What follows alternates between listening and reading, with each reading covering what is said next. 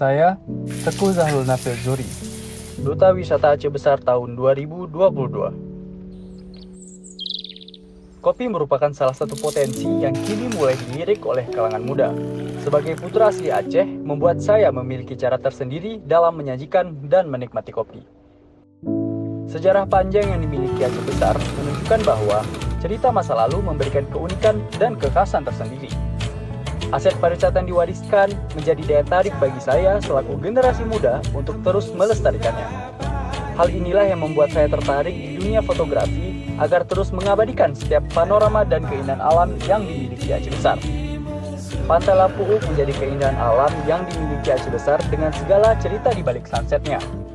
Semoga keindahan ini dapat dijaga dan dilestarikan oleh generasi muda agar dapat dirasakan oleh generasi seterusnya.